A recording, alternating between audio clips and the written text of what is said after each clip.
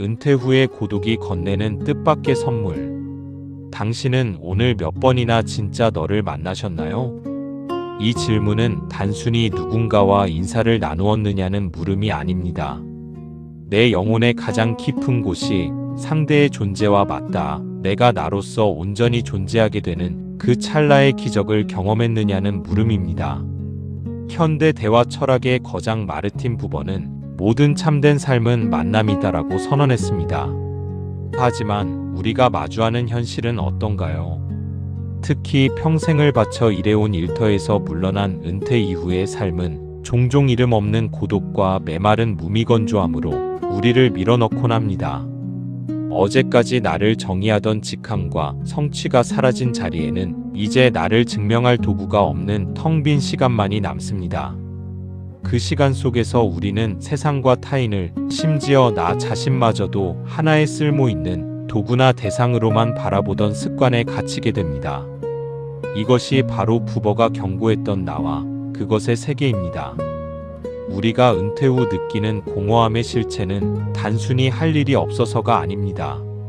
그것은 세상을 효율과 소유의 렌즈로만 보던 그것의 세계가 일상을 잠식했기 때문입니다. 현역 시절, 우리는 목표를 달성하기 위해 주변의 모든 것을 분석하고 이용하며 측정해왔습니다.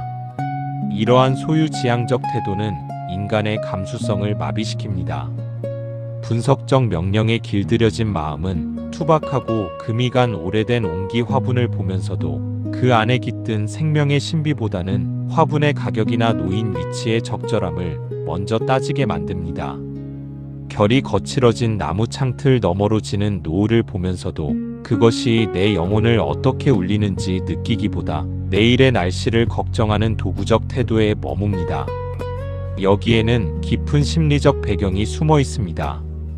은퇴 후의 삶이 그것들로 가득 찬 무미건조한 세계가 되기 쉬운 이유는 우리가 유용성이라는 방어 기제 뒤로 숨어버리기 때문입니다.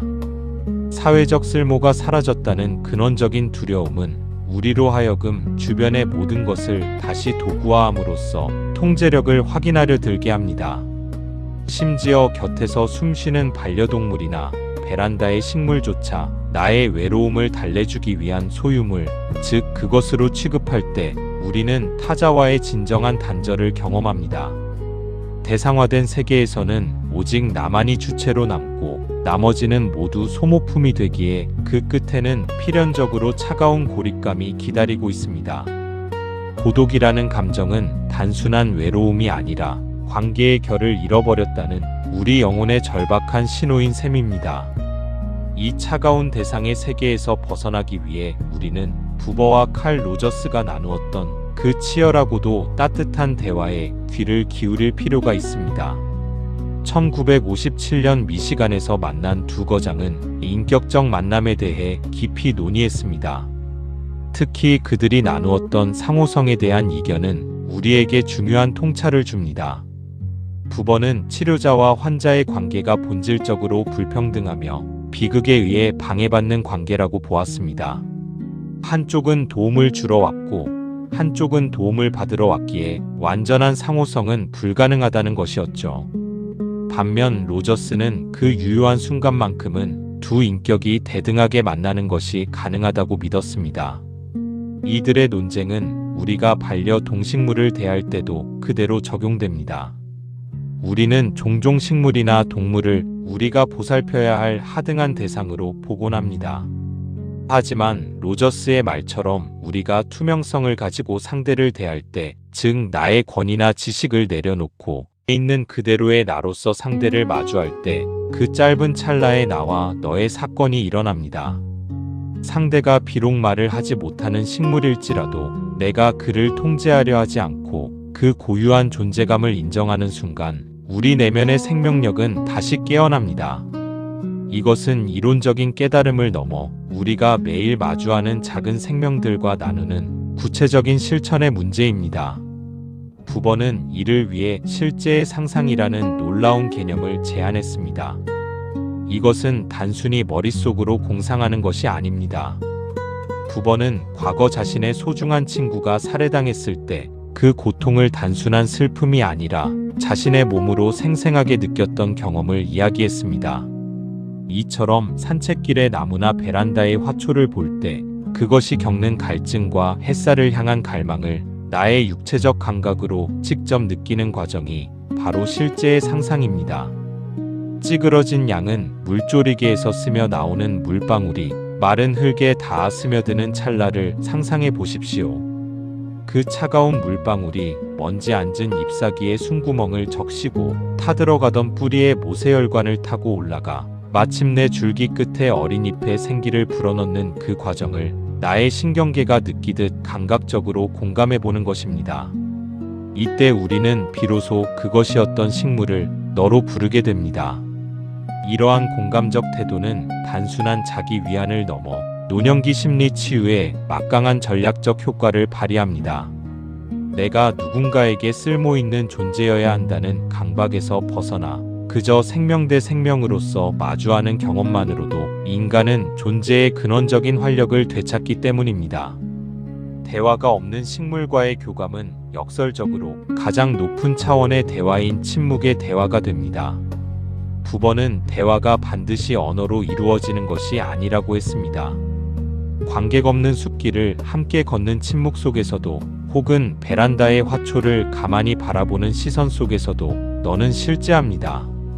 식물은 나에게 말을 걸지 않지만 그들의 자라남과 시듬, 계절을 견디는 몸짓은 그 자체로 우리에게 건네는 인격적인 물음입니다. 우리가 그 물음에 온 존재를 기울여 응답할 때 비로소 사이의 공간이 열립니다.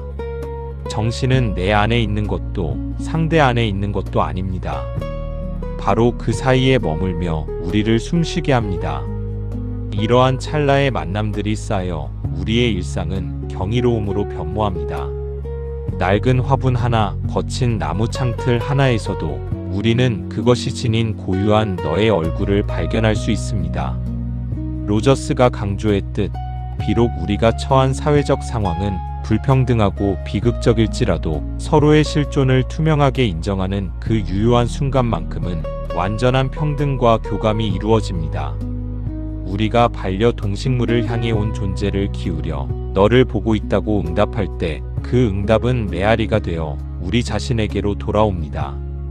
나는 너를 통해 내가 된다는 부버의 말처럼 우리가 타자의 생명력을 긍정할 때 비로소 우리 자신의 삶 전체를 긍정할 힘을 얻게 되는 것입니다.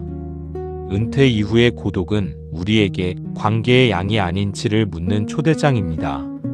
이제 효율과 분석의 언어를 잠시 내려놓고 곁에 있는 작은 생명들에게 나직이 마음을 건네보시기 바랍니다.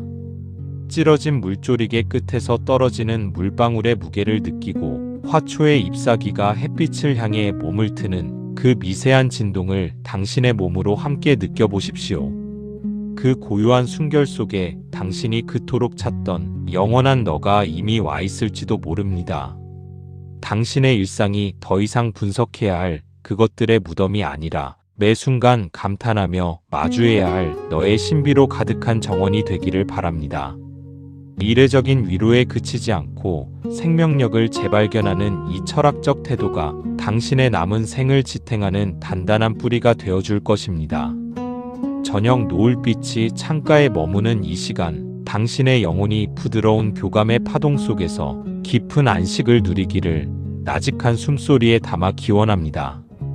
모든 참된 삶은 결국 당신이 오늘 마주한 그 작은 만남 속에 있습니다. 오늘도 당신을 응원합니다.